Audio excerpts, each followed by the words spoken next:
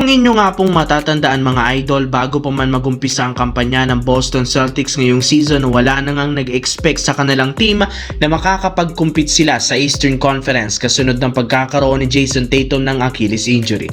Pero simula nang bumalik ito sa lineup, bigla na lamang nga pong bumalik at tumaas ang expectation ng mga analyst. Kaya simula nang mag-choke sila sa serie kontra sa 76ers, puro batikos ang kanilang natanggap. Umabot pa sa punto na maging ang front office ng Boston na nawala ng tiwala sa kakayahan ng kanilang lineup, lalo na ang kanilang duo na sina Jason Tatum at Jaylen Brown. Sa katunayan, may lumabas na balita ngayon na kinukonsidera ng Team Buwagina ang tandem ng dalawa ngayong off-season. Plano ng kupunan na gumawa ng bagong duo na may kakayahan na buhatin ng Boston Celtics sa isang championship syempre sa mga susunod na taon. Kaya ito ang isa sa mga dapat abangan ng mga fans ngayong season, lalo pat for the first time posibleng mabuwag ang tandem, ang pinakamalakas na tandem ngayon sa Eastern Conference. Samantala, katulad ng napag-usapan natin, may ilang mga players ang Los Angeles Lakers na plano nilang tanggalin o i-trade sa off-season since wala silang masyadong nakuhang ambag ngayong taon, lalo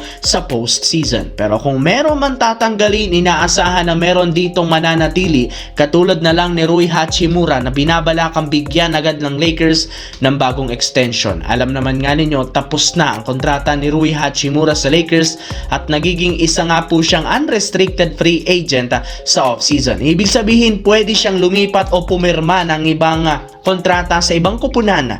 Pero mukhang hindi rin naman papayag ang Lakers na mawala agad si Rui dahil plano pa rin naman nila itong bigyan at papirmahin ng bagong extension. Isa rin naman siya sa mga lalaro ng Lakers na nagpatunay na kaya niyang mag-step up at tulungan ng team sa scoring, kaya deserve nga nitong makakuha ng bagong kontrata sa prangkisa.